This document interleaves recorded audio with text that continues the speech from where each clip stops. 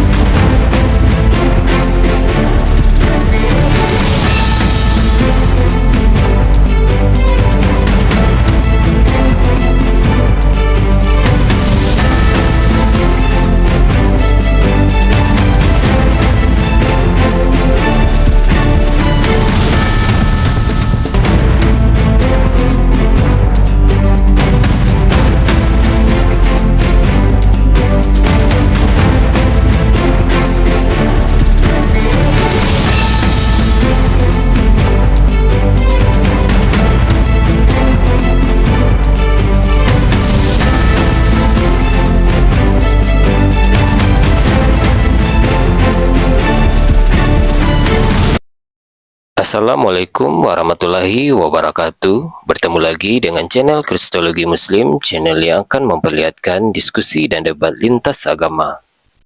Pada kesempatan hari ini, semoga kita semua dalam keadaan sehat walafiat, selalu diberikan kesehatan, dan segala macam urusan dilapangkan, dipermudahkan, dan dilancarkan seperti apa yang diharapkan, dan juga diberikan segala kecukupan ekonomi, rezeki yang berlimpah yang tidak pernah habisnya dari Allah Subhanahu wa Ta'ala. Di video kali ini masih seperti biasa, saya akan memperlihatkan diskusi dan debat lintas agama di mana nantinya apologet Islam dan oknum Kristen akan saling bertanya dan menjelaskan agama masing-masing. Yang mana kita akan bisa menilai mana agama yang benar-benar bisa diterima dan dipahami secara akal pikiran manusia yang berakal. Di video ini juga kita akan melihat diskusi dan debat Unirifa dan apologet Islam lain dengan beberapa oknum Kristen yang mana kita bisa mendapatkan ilmu dan pengetahuan tentang ajaran Islam dan ajaran Kristen. Dan bagaimana berjalannya diskusi ini, apakah akan berjalan tenang dan santun atau malah sebaliknya memanas, di mana biasanya oknum Kristen jika tidak sanggup menjawab pertanyaan dan juga tidak terima ajaran dan isi kitabnya dibahas, mereka akan emosi dan marah, bahkan sampai menghujat pribadi atau ajaran. Nah, daripada penasaran dengan diskusi dan debat ini, mari kita simak saja videonya sekarang. Mengenai hal itu, ketika berusia 3 tahun, kakeknya mewariskan seorang budak dalam surat wasiatnya. Dia ngikutin Imamat pasal 2546 bahwa budak itu diwariskan. Gokil, dia anggap properti itu budak. Yang mau naik silakan naik, tapi dengan catatan kalian kalau mau berdiskusi dan berdebat harus buka kamera. Kalau tidak ya kalian hanya bertanya saja terkait tema saya perbudakan di agama Kristen. Saat ini rencana sedang dibuat untuk sebuah monumen bagi orang-orang yang diperbudak di kampus Doctor of Charity di Emitsburg sekitar 60 mil barat laut Baltimore. Oke, di sini sudah ada Bajo. Bajo silakan perkenalkan agamanya apa dan kepentingannya naik buat apa. Monggo. Mau bertanya, agama itu apa sih Agamanya maksudnya? apa? Agamanya apa, bro? Aku nanya. Ya saya tanya dulu agama Anda apa. Di sini yang bertanya orang-orang yang beragama harus tahu dulu agamanya apa. Masih bingung aja karena terlalu banyak perdebatan agama. Di KTP, bro saya nggak peduli dengan permasalahan Anda. Saya mau tanya di KTP agamanya apa, gitu loh. Islam. Saya nggak peduli dengan Ustaz. Oke, buktikan kalau Anda Islam. Bagaimana cara membuktikan Anda Islam? Bisa Anda baca Quran surah Al-Kahfi dari 1 sampai 5? Tidak bisa. Ya udah, kalau gitu apa yang Anda bisa baca? Quran apa? Ya paling syahadat aja dulu. Saya minta Anda baca ayat Al-Quran.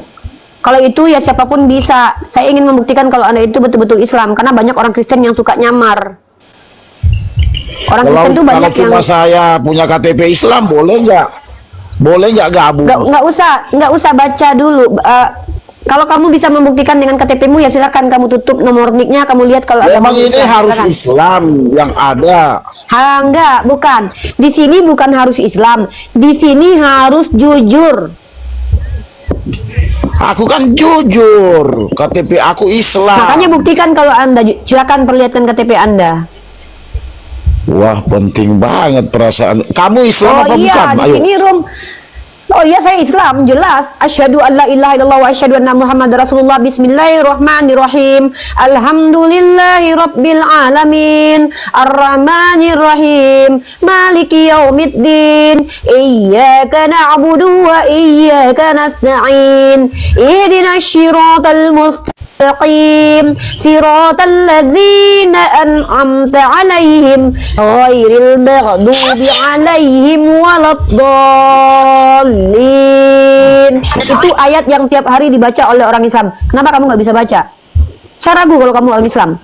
Jadi di sini tidak ada cerita tempat orang Islam ngaku Kristen, orang Kristen ngaku Islam. Nah, untuk membuktikan kalau kamu betul-betul orang yang jujur, bukan.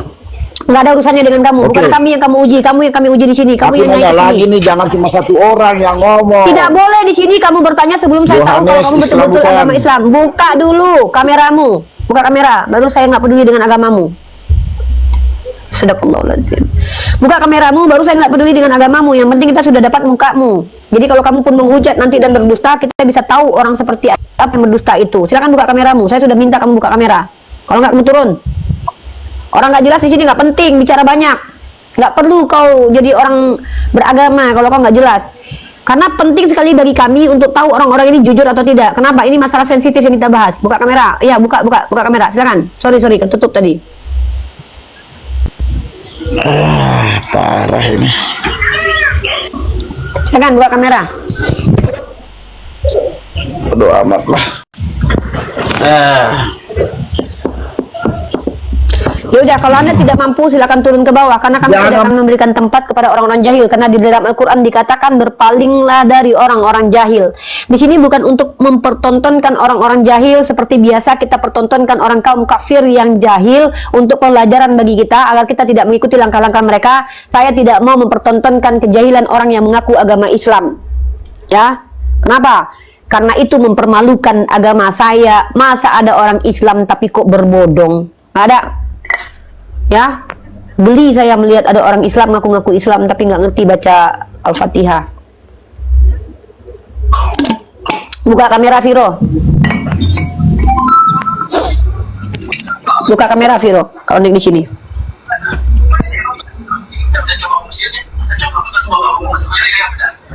Buka kamera Viro, kalau tidak saya hitung sampai 10, kalau nggak kamu turun. Silakan, di sini kamu bertanya saja. Tema kita tentang perbudakan. Di sini bukan room santai, room minum kopi, bukan bicara-bicara nggak penting. Silakan, tadi saya sudah memaparkan materi kurang lebih sekitar 40-an menit. Tema kita perbudakan yang dilegalkan, bukan hanya dilegalkan, bahkan gereja mempelopori dan menjual budak dengan bukti-bukti konkret yang sudah saya tunjukkan. Ada yang mau ditanyakan? Budak itu apa sih? Budak itu adalah manusia yang dijual belikan dan menjadi properti, menjadi hak milik. Beda dengan pembantu. Pembantu itu dibayar, beda. Budak itu diperjualbelikan. Kalau babu atau pembantu itu diperkerjakan untuk digaji. Kalau budak itu dijadikan hak milik. Gitu. Jadi kalau udah jadi hak milik boleh dong. dia apa-apain gitu?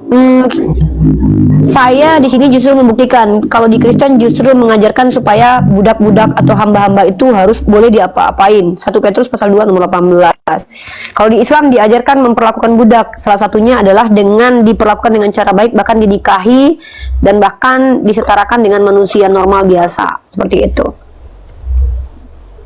Kalau di Kristen justru diajarkan untuk patuh dan taat walaupun majikannya bengis. 1 Petrus pasal ke-8 pasal kedua nomor 19 18 sampai 19. Silakan pertanyaan pertama Firu. Jangan buang-buang waktu Uni. Uni lagi ingin kajian selanjutnya menunjukkan bahwa Yesus itu adalah tokoh mitologi menurut para ahli. Menurut para ahli ya. Oh iyalah, para ahli lah. Masa orang nggak ahli harus diikuti perkataannya? Ya para ahli lah yang harus diikuti perkataannya, gimana sih? Menurut para ahli apa sih Uni Yesus itu? Menurut para ahli itu adalah pendapat dari orang-orang berilmu. Ya ampun Viro, ini orang ini tuh baca KBBI dulu lah Dek, belajar bahasa Indonesia dulu aja deh. Masa menurut para ahli artinya apa? Jadi semuanya harus bahasa Indonesia, ini harus aku ajarkan sama si Viro ini teman-teman. Bukan menurut para ahli aku tanya, menurut para ahli itu ngomongnya Yesus itu apa? Itu aku tanya. Menurut para ahli, Yesus itu tokoh mitologi karena tidak memiliki fakta-fakta historis satupun, dan bahkan pernyataan tentang Yesus itu bukan merujuk kepada satu tokoh yang eksplisit, karena nama Yesus di dalam sejarah kehidupan Tuhan kamu itu menjadi nama yang biasa gitu loh. Yesus itu banyak, jadi tidak spesifik merujuk kepada Tuhan kalian, karena dalam kitab kalian pun terindikasi ada beberapa Yesus gitu. Kenapa dia turun lagi? Tolong teman-teman Kristiani, bertanyalah pertanyaan yang berkualitas, jangan mundur ke bawah. Masa definisi aja kalian nggak ngerti ya? Di sini saya mau membawa tema selanjutnya, yaitu di Yesus tokoh. Tema selanjutnya itu adalah terkait tentang analogi alat vital dalam agama Kristen. Ya, Arianto Pitta, silakan kalau sudah bisa buka kamera, buka kamera. Silakan Pak, buka kameranya. Halo Pak Arianto Pitta. Halo juga. Oke, Pak Arianto Pitta bisa duduk dengan baik dan cari tempat yang tidak noise agar kita enak diskusinya Pak, karena kita bicara tentang agama. Iya Ibu. Terima kasih. Bisa di mute dulu Pak suara-suara musiknya. Oh iya. Oh iya. Di mute dulu ya, saya mute dulu suaranya ya.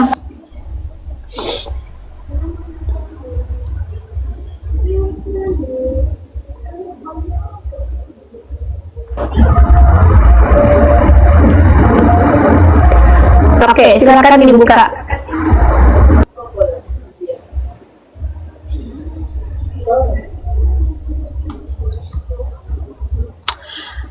Oke, silakan dibuka mikrofonnya, Pak Arianto Pitta. Silakan dibuka mic-nya. Mic-nya, Pak. Mic-nya silakan dibuka. Saya undang untuk buka mic. Silakan buka mikrofon. Mananya Bu? Klik yang mana ya? Udah. Bapak sudah dengar suara saya? Udah. Oke. Bapak agamanya apa, Pak? Kalau boleh tahu? Kristen. Oke. Tema kita tentang perbudakan, tawanan dan wanita dalam agama Kristen dan agama Islam.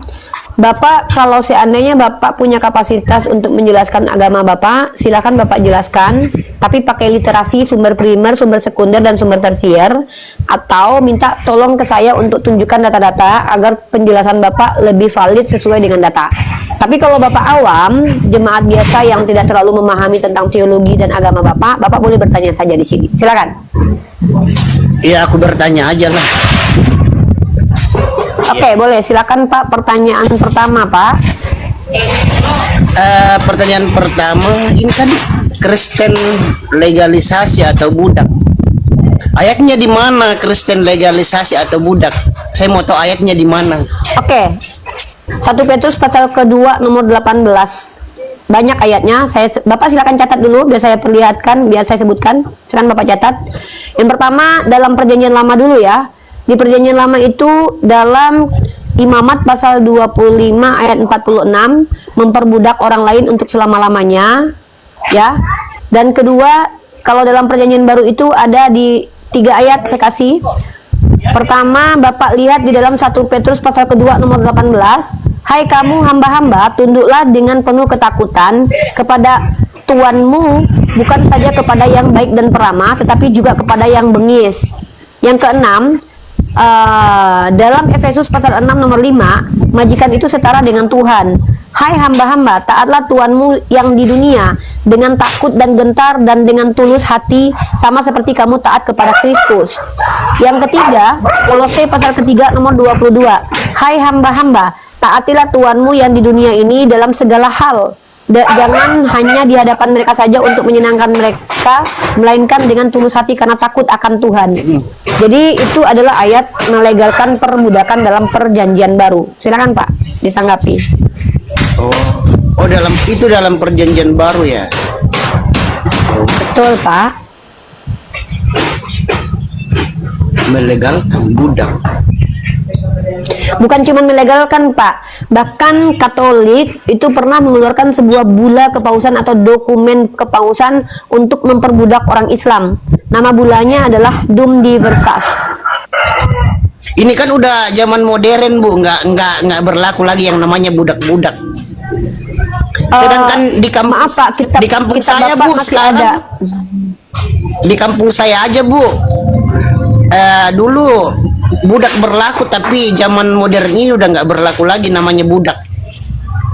Kita tidak bicara tentang ranah sosial di lingkungan kampung, tapi bicara tentang Iya, agama. di kampung saya zaman dulu ya udah nggak lah. Ya, Udah. kita bicara agama, Pak. Gini Pak, kalau bicara agama, pembatalan perbudakan itu.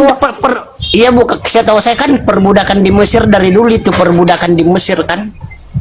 Coba Bapak Kalau di dengarkan saya kan ngomong ada dulu biar Bapak perbudakan di paham. Mesir dulu, sampai sekarang masih ada. Bapak coba dengarkan saya ngomong dulu. Kita bicara di sini konteks ajaran agama. Kalau Bapak bicara tradisi, bahkan orang yang menghentikan perbudakan itu namanya Abraham Lincoln.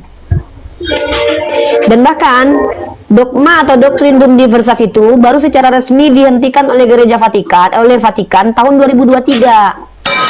Yang saya bicarakan ini isi kitab suci Pak. Di kitab suci Bapak itu ada tertulis perbudakan itu justru dilegalkan, dan ternyata sepanjang sejarah memang gereja terlibat dalam perdagangan manusia. Nah, Bapak di sini mau bilang, oh kalau sekarang udah enggak, ya memang kita akui perbudakan itu bukan hal yang manusiawi sekarang ini. Ya kan Makanya agama Islam itu udah hadir zaman untuk modern Bu, menghentikan nggak ada perbudakan lagi. Ya kita bicara ajaran Pak. Gimana sih Pak? Iya kan. Seandainya ada yang Bapak ngerti nggak agama? Agama itu konteksnya itu mengatur universal, bukan di satu kampung, di satu tradisi, bukan. Contoh, kalau Bapak memperbudak anak orang, di agama Bapak hukumnya apa? Boleh atau tidak boleh?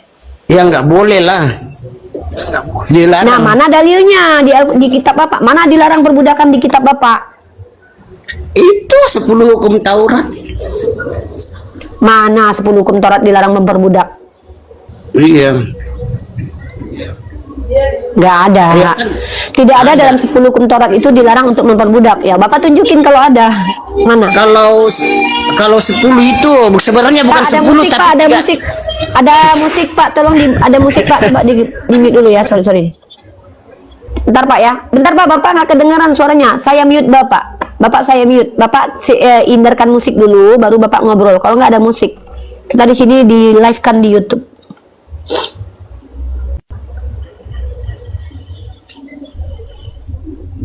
Teman-teman ya, saya baca komentar di bawah ya. Di Reinhard Sitohang bilang budak di Islam boleh diewe-ewe lah. Dalam 1 Petrus pasal kedua 15 bahkan jangankan diewe, dipotong-potong cincang pun dibolehkan dalam agamamu. Buktinya diperintahkan kalau budak itu tidak boleh melawan majikan yang bengis. Misalnya kau ditusuk berkali-kali sama majikanmu, kau nggak boleh ngelawan. Nih ayatnya saya tunjukkan. Jangankan diewe, ditusbol lubang duburnya pun kau nggak boleh ngelawan. Ini ayatnya ada dalam 1 Petrus pasal kedua nomor 18. Ya, nih. 1 Petrus. Bahkan kalian diajarkan tutorial menjadi budak. Menjadi budak yang baik itu patuh walaupun dia papain sama majikan. 1 Petrus pasal kedua nomor 18. Nih, kubacakan ayatnya. Ya. Jangankan di di agama kau. Menurut Paulus, bahkan budak itu boleh dia papain suka-suka hati kalian karena itu milik kalian. Nih, saya tunjukin datanya.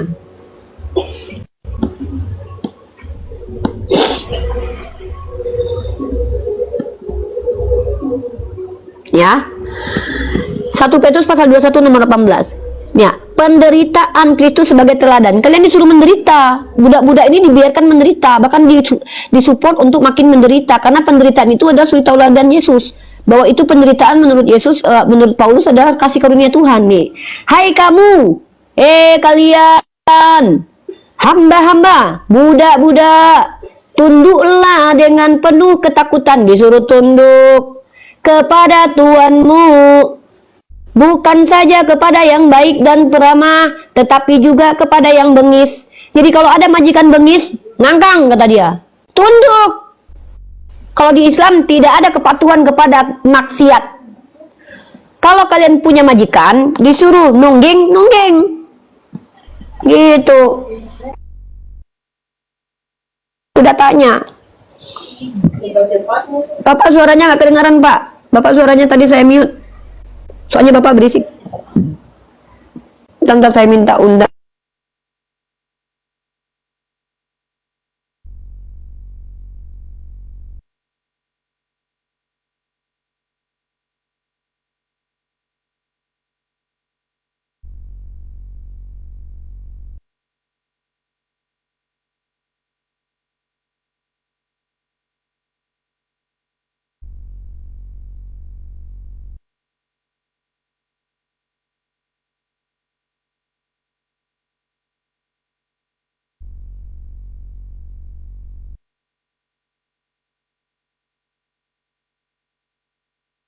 Naik Ripa, Ripa kemana?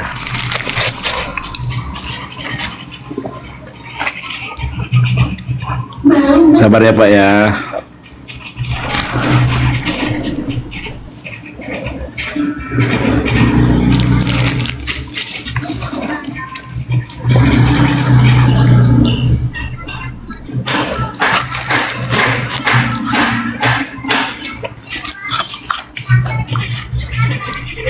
Sorry kepental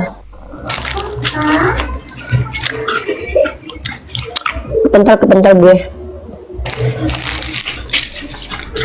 Lu yang moderator yang mana Lu sih? lagi makan. Bentar dulu, gue satu lagi. Gua lagi minum es bonbon. Es kenyal. Bonbon es apaan? Apa Es tuh? septik itu loh, lu ngerti nggak? Es septik. Bentar Iya. Pak Rio Pita, Bapak tidak kedengaran suaranya ya Pak. Sebentar ya Pak, karena Bapak di mute. Es septik ini. Es septik. Lu kayak bocil minumnya es septik.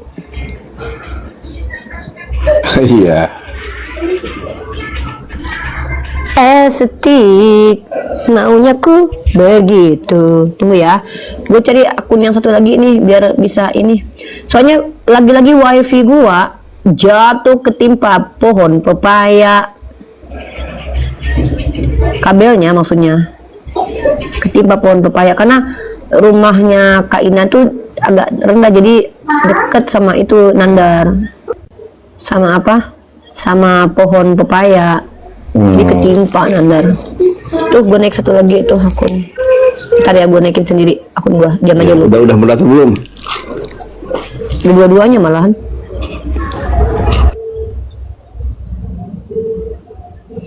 Gedenya tuh. Mana Bapak Pita tadi? Ku turun dia. Kabur.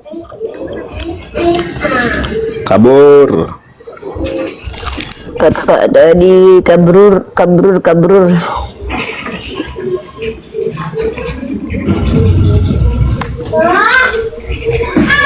Bentar ya, teman-teman sebentar ya guys.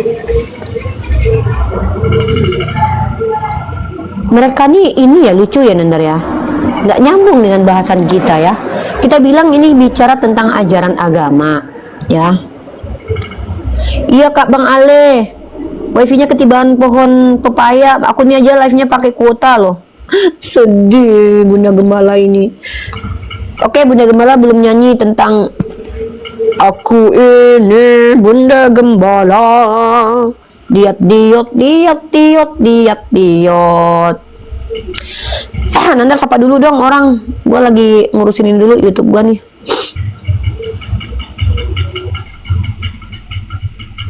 Nanda si hantu belau. Halo Pak Untung. Halo Pak Untung. Pak Untung. Oke, turun dulu ya Pak Untung. Hari ini kita semua menyaksikan Bunda Gembala bertanya, menjawab pertanyaan anak Bunda semua. Terkadang kelakuannya kayak setan. Ada yang kejang-kejang, ada yang minta disuntik, ada yang minta disunat, ada yang gak tahu diri. Rasa sayangnya, rasa sayangnya. Hei, lihat dari jauh, dari dekat Nandar monyong sekali. Inilah kerja Bunda memberitakan kebenaran. Banyak juga yang tak suka, tapi semua orang Kristen. Bunda hanya ingin memberi penjelasan, tapi orang Kristennya semua nggak menerima. Hei, rasa sayangnya, rasa sayangnya. Hei, ini dia Bunda Gembala menjelaskan. Bunda ini hanya bertanya, kenapa kalian kok marah saja? Kalau Bunda sudah bertanya, gereja bubar semua. Bunda ingin menjelaskan supaya kalian menjadi paham, bukan ingin menyesatkan agar kalian masuk jahanam.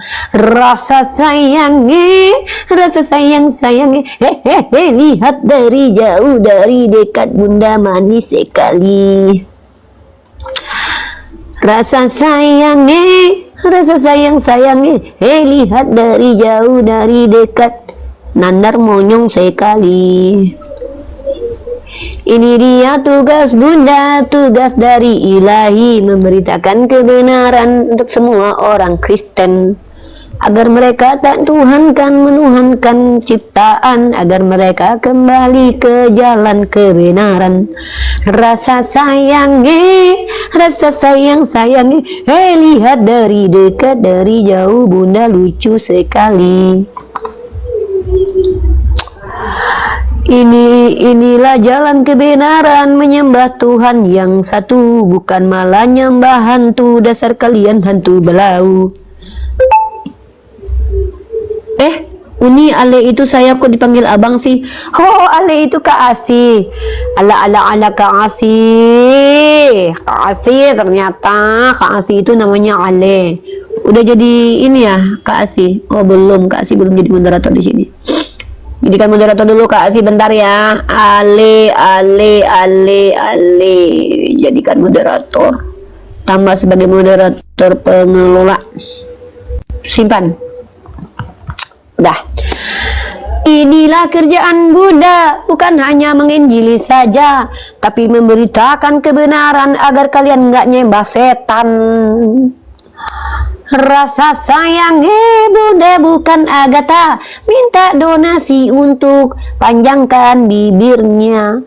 Rasa sayangnya bukan Lina Wijaya, suka buka celana mendapatkan anak muda.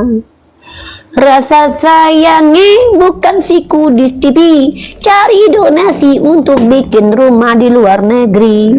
Rasa sayangnya bukan apologet Kristen, berantemnya gara uang, kalau bukan karena burung dan pagina. Waduh, ngeri kali bah. Inilah kerja Bunda, membantu selamatkan agar kalian penyembah setan kembali ke kebenaran.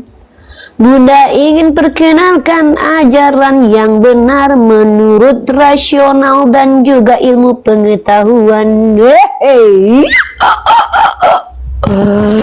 Lio Lio yo yo Lio Lio Lio Lio Lio kata Joseph Oten anjing kecil.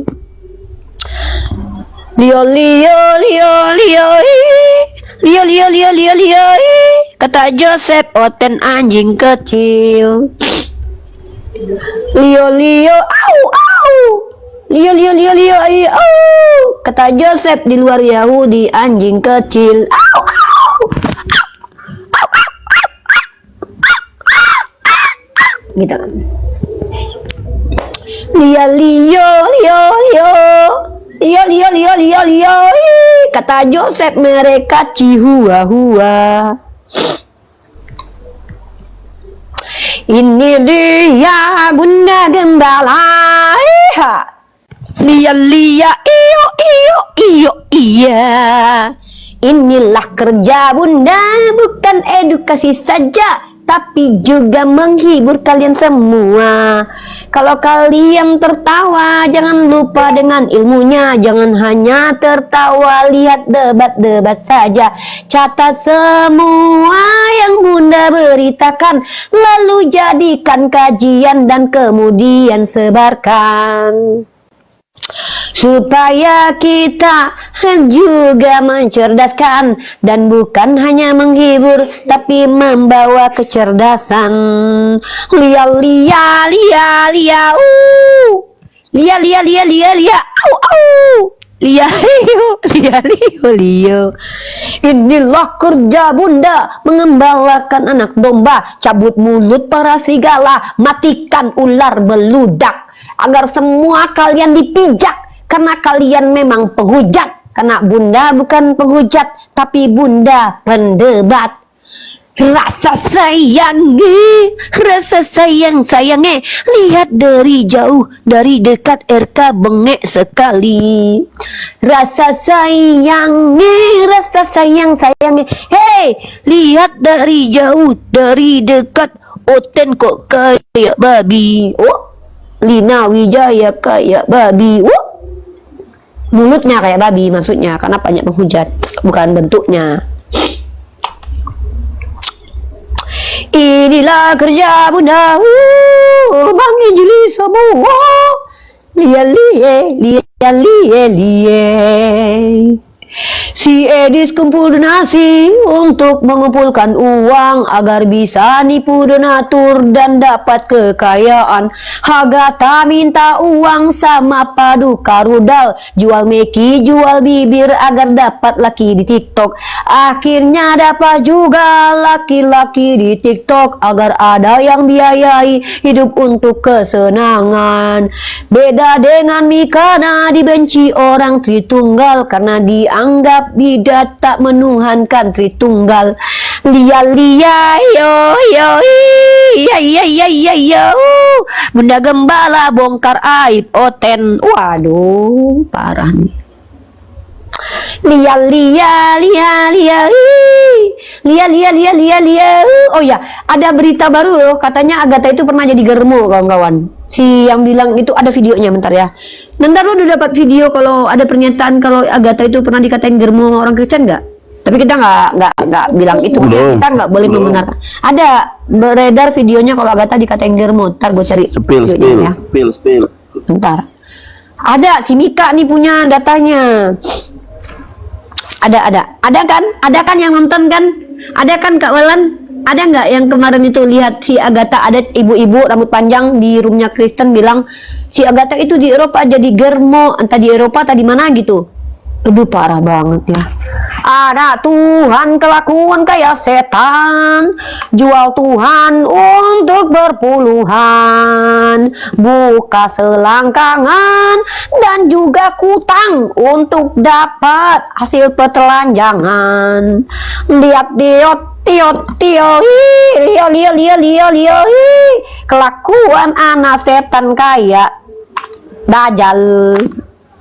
Kerja mereka menelanjangi bukan hanya Tuhannya saja, tapi juga telanjangi diri mereka sendiri. Yang penting dapat duit mereka. Oh ya teman-teman, aku jualan ini teman-teman, yang diomongin tak sesuai topik lah, kan memang topiknya udah selesai. Teman-teman, aku beli gelang besi besi putih ya. Ini besi Ternate. Kalian tahu nggak besi Ternate itu terkenal dari daerah mana ya? Dari daerah pulau.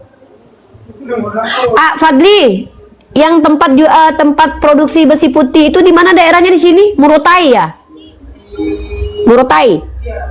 Nah, jadi teman-teman, di Maluku Utara itu tempat yang terkenal penghasil besi putih adalah Murotai.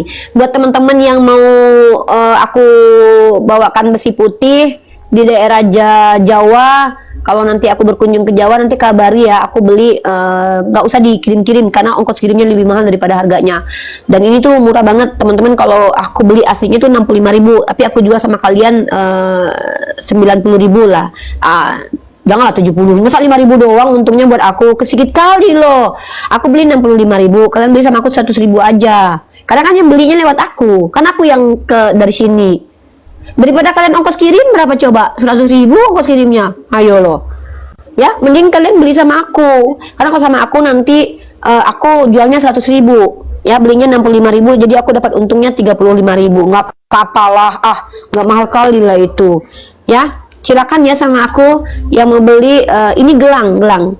Oh, kalau kalung beda lagi, ini gelang ya. Sama aku belinya 100.000 gelangnya. Janganlah 50.000 ke ASI, nggak apa-apa lah. 65.000, jualnya 35.000, berarti botol dong aku. Itu ya. Tapi bolehlah nego. Tapi kalian 3 kali nego sama aku lah.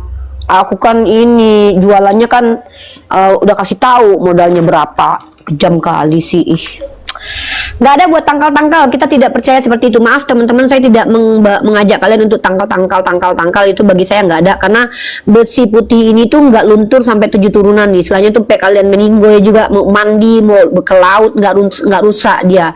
Beda besi putih ya.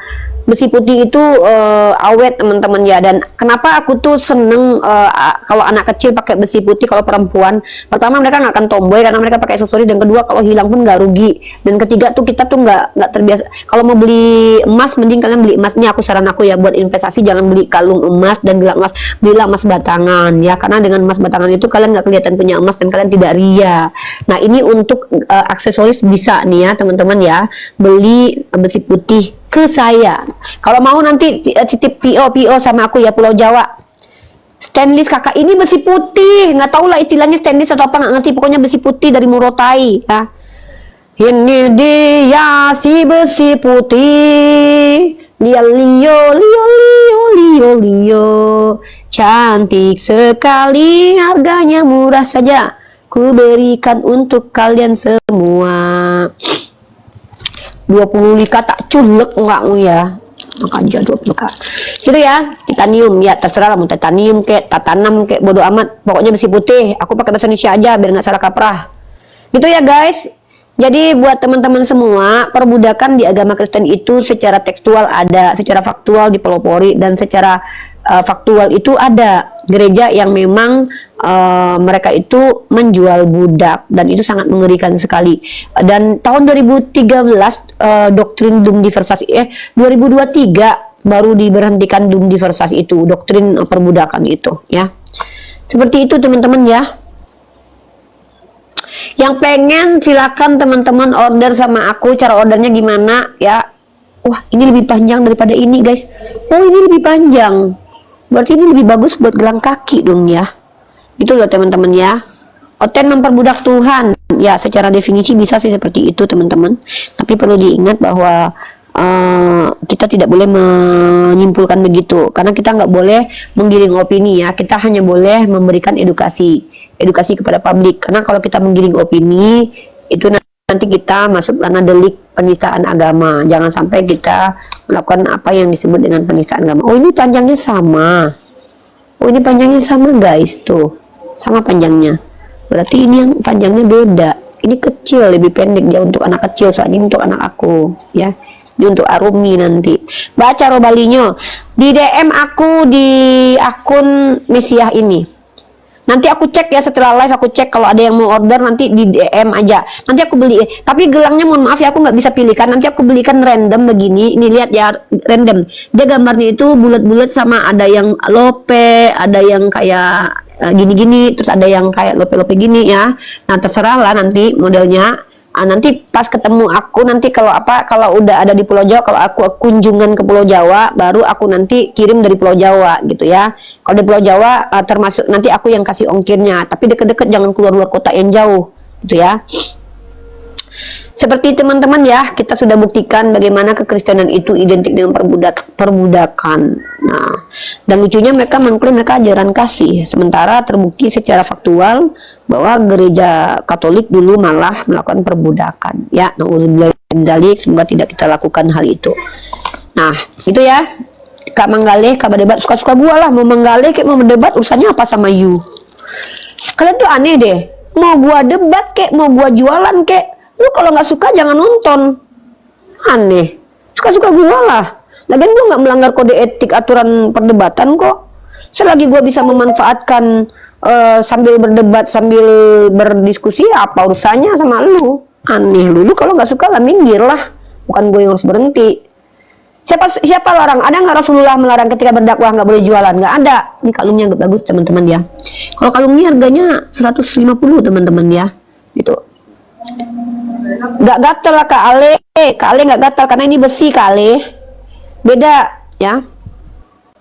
Gitu ya teman-teman ya. Kok malah cari cuan? Yang apa masalahnya cari cuan di TikTok? Kan nggak haram hukumnya. Handai kalian ini. Kalian ini kadang-kadang marah dengan hal-hal yang tidak menjadi hukum gitu loh. Kalian tuh marah kepada hal-hal yang tidak menjadi hukum di agama kami, yang maksudnya tidak menjadi haram di agama kami. Di agama kami justru disuruh sambil berdakwah itu boleh jualan. Nah Rasulullah sendiri dulu berjual. Apa masalah? Itu kami ini tandanya kami pinter. Tandanya kami pinter ya, pinter berdakwah, pinter cari uang. Karena kami nggak minta-minta kayak apologet kalian. Yang minta-minta sama donatur. Aku nggak mau kayak gitu. Aku pun kalau mau minta-minta ke donatur bukan untuk aku, tapi untuk apologet-apologet lain, memberikan tunjangan wifi kepada mereka. Itu bedanya kita. Ya, itulah bedanya Oten dengan Irifa. Apologetnya pengemis rata-rata, Unrifa jualan, mereka ngemis-ngemis untuk iPhone Pro Max dan suntik botok. Bunda Gembala jualan agar halal duitnya. Apologet Oten nipu-nipu donatur ditipuinya gitu. Beda kita kelasnya. Kelas kita beda bre. Nggak usah sama-samain bre. Lagi pula siapa yang melarang orang Islam sambil berdakwah jualan? Justru karena ini TikTok orang yang nonton banyak, ya kita harus manfaatkan lah. Lucu ente-ente ini. Ini untuk anak aku. Nanti kalau aku jumpa sama dia aku kasih ya. Gitu guys ya. Kita ini umat Islam diperintahkan untuk pintar.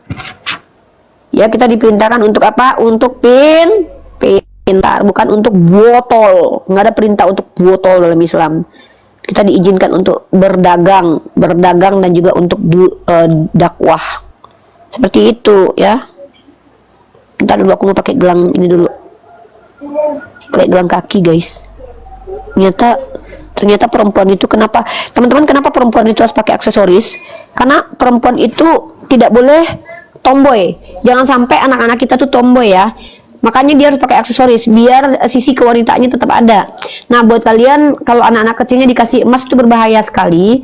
Pertama, bisa cenderung memanggil orang-orang berniat jahat kepada anak kalian. Dulu pernah ada kejadian yang anak kecil digorok sama tantenya gara-gara dia pakai emas. Na'udzubillah min zalik, summa na'udzubillah min zalik. Dan aku termasuk orang yang walaupun punya uang buat beli emas buat anak aku berusaha untuk tidak memberikan emas kepada anak aku. Pertama, memang belum patut dan belum pantas. Yang kedua adalah bahwa anak-anak kita itu kita jaga dengan cara begitu ya. Ini untuk adik aku ya. Ini untuk anak aku, ini untuk adik aku. Gitu. Yang mau order sama aku DM. Yang mau order sama aku DM ya, DM aja ya. Nah, kita ke tema lagi, Tema kita sekarang adalah Yesus dikatakan sebagai tokoh mitos oleh para ahli. Bentar, sabar ya guys. Kalian sabar ya dengan Bunda Gembala ini ya, karena Bunda Gembala ini besi putih untuk behel gigi aja di Ternate tidak bikin, tapi kalau kalung, gelang dan mungkin cincin dan anting sudah mereka bikin. Ya kenapa ya di Ternate tidak bikin behel dari besi putih ya? Kalau besi putih itu bagus nggak sih buat enzim di mulut? Berbahaya nggak sih? Ada penelitian nggak sih? Kan bagus tuh bikin behel dari besi putih. Bagus nggak? Aku nggak ngerti sih kayak gitu-gitu ya. Oke, lanjut ke materi kita. Menunjukkan bahwa Yesus itu pernah dikatakan tokoh mitos. Nandar ganti tema. Nandar ganti tema. Yesus tokoh mitos. Tanda tanya. Nandar monyong ompong. Nandar monyong ompong, cepet buruan. Nandar. Ganti judul Nandar. Ya Allah Nandar. Nandar ganti judul. Nandar. Nandar ompong monyong, nandar monyong ompong, ompong monyong nandar, nandar monyong ompong, nandar udahlah mbak sisi nandar nih. Oke, kita ke tema Yesus tokoh mitos menurut beberapa ahli. Nih datanya. Mana dia? Ini dia datanya. Datanya Yesus tokoh mitologi, bukan karena kata saya tapi kata para ahli. Yesus dikatakan tokoh mitologi. Diot diot diot diot diot diot diot diot diot diot diot diot diot diot. Bentar ya guys, kita lap ingus dulu, lap Tuhan dulu dalam lubang hidung ya. Acem, ada Tuhan yang keluar. Ya, ada Tuhan yang keluar dari dalam. Tuhan siapa? Tuhan yang ada di dalam lubang hidung. Tapi bukan Tuhan Bunda, bukan Tuhan umat Islam. Mana nih link kristologi terkait tentang histori. Kita bukakan data semua, menunjukkan ternyata Yesus mitos. Bukan kata saya, tapi kata mereka yang teruji sebagai para ahli. Mereka mengatakan Yesus tokoh mitologi. Mereka membuktikan Yesus tak ada secara historis. Bukan saya yang bilang, tapi itu para ahli. Bukan saya yang bilang, tapi itu para ahli. Aduh, mana nih pagan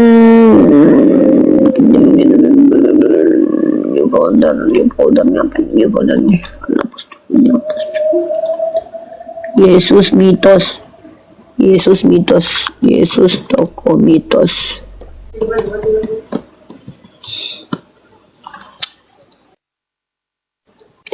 Oke, pertama kita akan tunjukkan jurnal ilmiah. Jujur, jurnal ilmiah. Betul kitabmu yang bilang mudah-mudahan. Bukan, ini karya ilmiah yang bilangnya, aku tunjukinnya. Kita besarkan dulu. Jujur, jurnal.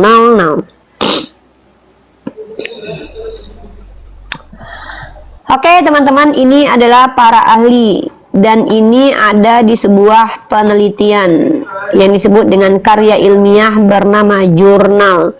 Jurnal ini dibuat oleh Stefanus Kristianto, seorang Kristen sendiri. Di sini dia menceritakan bahwa dia memberikan informasi bahwa ada komunitas-komunitas yang menganggap Yesus itu mitisis atau mitos. Ya, namanya kaum mitisis. Nah, Yesus ini dianggap sebagai mitos oleh beberapa ahli, dan mereka adalah orang-orang yang termasuk dari kalangan intelektual karena rata-rata profesor dan bergelar PhD. Nah, sketsa singkat sejarah mitisis. Seperti yang sudah disebutkan sebelumnya, apa yang diungkapkan kelompok mitisis ini sebenarnya bukanlah hal yang baru. Ternyata sudah banyak orang yang bilang kalau Yesus itu tokoh mitos. Van Force mencatat bahwa argumen yang menolak eksistensi historis Yesus bisa ditelusuri hingga ke permulaan studi kritis terhadap Perjanjian Baru. Ia mencatat bahwa di akhir abad 18, beberapa murid dari Deis Inggris yang radikal Lord Bolingbroke mulai menyebarkan ide bahwa Yesus tidak pernah ada. Nah, tahun mulai menyebarkan ide bahwa Yesus tidak pernah ada. Meski demikian, secara formal nampaknya pandangan ini dimulai pada tahun 1790 ketika beberapa orang pemikir radikal dari masa pencerahan Prancis menulis bahwa kekristenan dan Kristus adalah mitos. Dua orang yang bisa disebut di sini ialah Constantin François Volney dan Charles François Dupuis yang menerbitkan buku-buku tentang ide ini. Mereka berpendapat bahwa kekristenan merupakan gabungan dari mitos Persia dan Babel kuno, sehingga tentu saja Yesus dengan sendirinya juga adalah tokoh mitos belaka. Kata jurnal ini, pandangan ini kian mengemuka di abad 19 melalui tulisan Bruno Bauer dari tahun 1800 sampai 1882. Dialah orang yang pertama kali secara sistematik menyatakan bahwa Yesus tidak pernah ada. Nah, pada mulainya, ketika Bauer memulai karir sebagai sarjana, ia sepakat dengan hampir semua sarjana bahwa ada elemen historis yang terpercaya di dalam kitab-kitab Bible, akan tetapi riset yang dilakukannya kemudian membuatnya menjadi ragu terhadap historisitas catatan Bible. Ia akhirnya berpendapat bahwa Yesus bukanlah produser kekristenan, tetapi justru produk sastra dari kekristenan. Ada tiga hal yang mendasari konklusinya tentang teori Kristus mitos, Christ Myth Theory, yakni pengabaian historisitas Perjanjian Baru. Nah, melalui seperangkat tulisan yang ditulis dari tahun 1800, Bauer menyerang nilai historis keempat Injil dan surat-surat Paulus dengan menganggapnya sebagai karangan seorang penulis abad kedua. Kurangnya catatan tentang Yesus dari penulis non-Kristen abad pertama, keyakinan bahwa kekristenan pada mulanya merupakan agama yang sinkretik dan penuh mitos. Ternyata pernyataan bahwa Kristen adalah ajaran sinkretik dan mitos itu tidak datang pertama kali dari umat Islam, tetapi justru datang dari kaum intelektual Kristen sendiri. Setelah Bauer, pandangan yang menolak eksistensi historis Yesus ini semakin merebak di mana-mana. Karl Marx, salah satu tokoh sosiologi, sebagai salah satu murid Bauer, meneruskan nosi Bauer tentang Yesus mitos ini dalam ideologinya Marxisme. Di Belanda, beberapa anggota dari sekolah radikal Belanda Dutch Radical School juga mengajukan pendapat menentang eksistensi historis Yesus. Di Inggris, James M. Robinson menerbitkan buku Christianity and Mythology pada tahun 1900 yang menjadi buku pertama dari sekian buku lainnya yang ia tulis untuk menyerang kekristenan. Di dalam buku ini ia menyerang kekristenan dengan cara menyerang historisitas pendirinya. Di Amerika, William Benjamin Smith 1850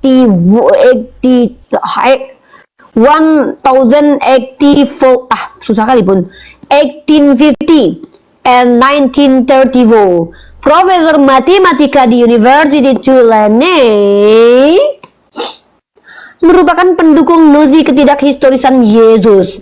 Sementara di Jerman, wah banyak sekali bu ya. Pandangan Smith diterima dan diperluas oleh Arthur Dius 1875 and 1935. Profesor filsafat di Karlsruhe, aduh susah banget namanya Technische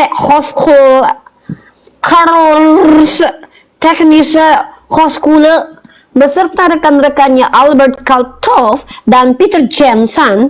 Pada masa kini, nosi tentang Kristus mitos ini dibela oleh nama-nama seperti George Albert Wells, Early Doherty, Thomas Verena, Thomas L. Thompson, Michael Martin, Tom Harper, Thomas Brody, Richard Carrier, Robert Price, serta berbagai nama lainnya dari sekian banyak penganut kontemporer ini. Ada dua hal menarik yang bisa dicatat. Pertama, adanya beberapa orang Kristen di dalam kelompok mimesis. Artinya, pandangan bahwa Yesus mitos ini dari para ahlinya sendiri yang beragama Kristen, bukan dari orang Islam. Seperti itu. Dan ternyata memang terbukti bahwa tidak ada satupun fakta arkeologis tentang Yesus. Ya, ini kita tunjukkan.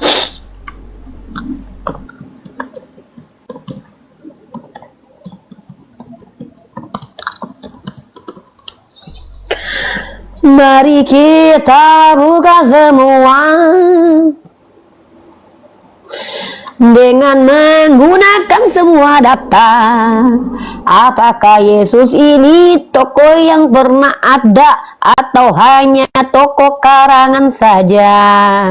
Mari semua kita membongkar fakta-faktanya agar banyak orang cerdas, nggak hanya imani saja.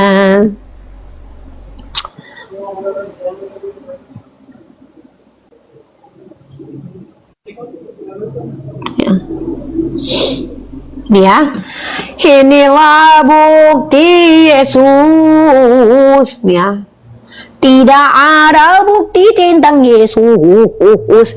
Dari CNN, para arkeolog telah bertahun-tahun menggali untuk mencari bukti nyata bahwa Yesus pernah ada. Masalahnya, tidak ada bukti fisik atau arkeologis yang pasti tentang keberadaan Yesus, citerkan. Gitu ya.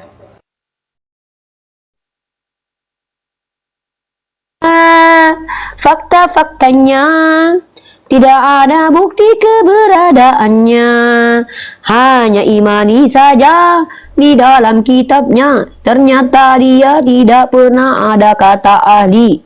Bukan saya yang bilang, bukan saya yang bilang itu kaum intelektual Kristen.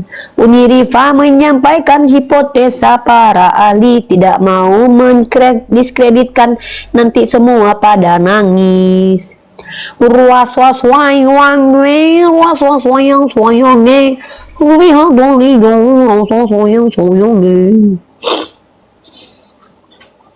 Ini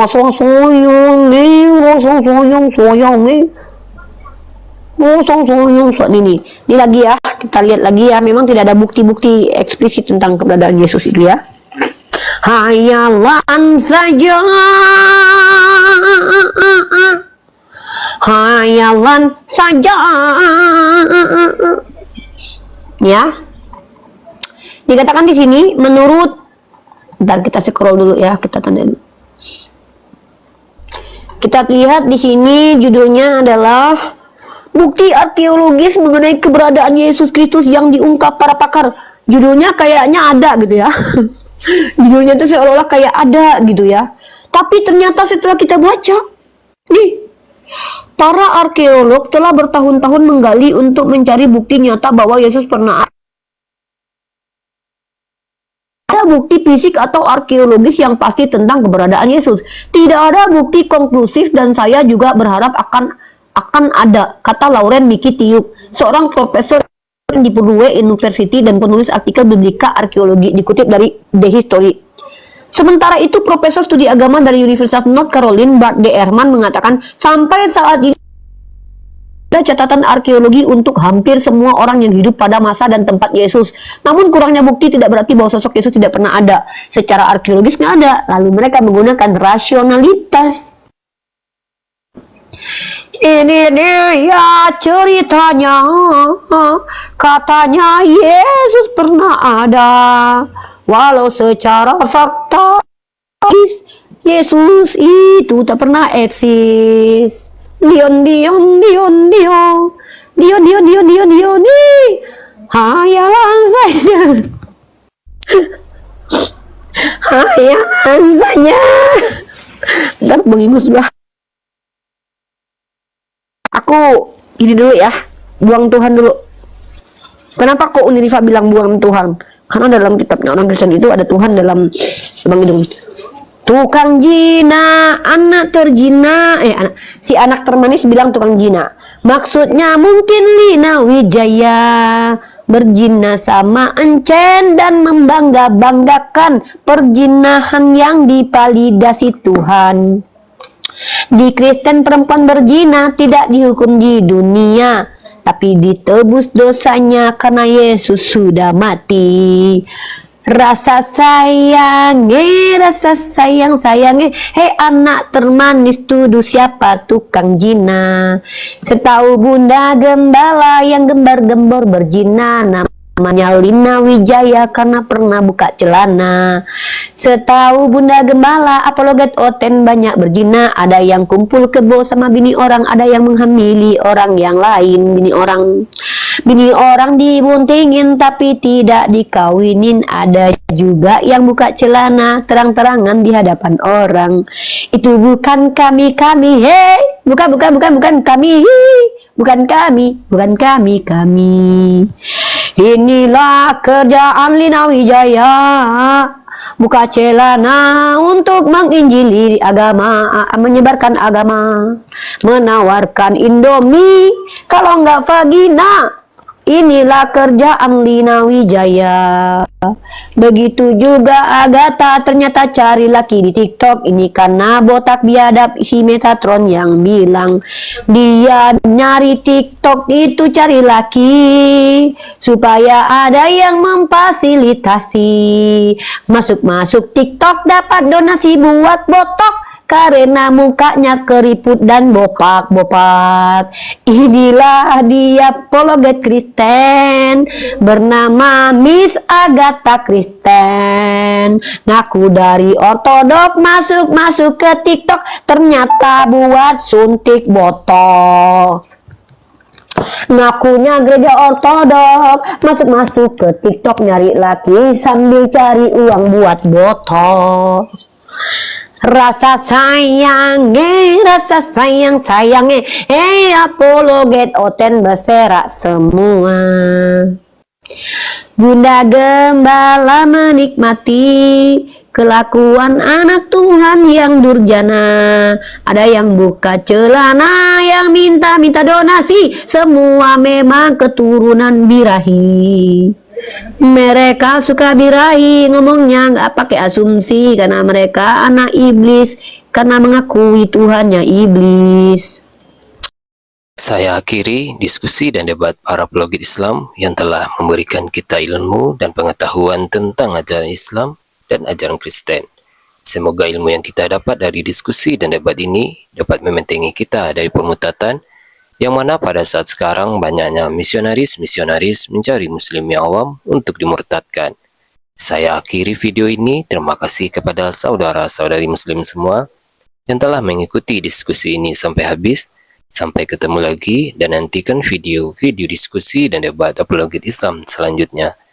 Assalamualaikum warahmatullahi wabarakatuh.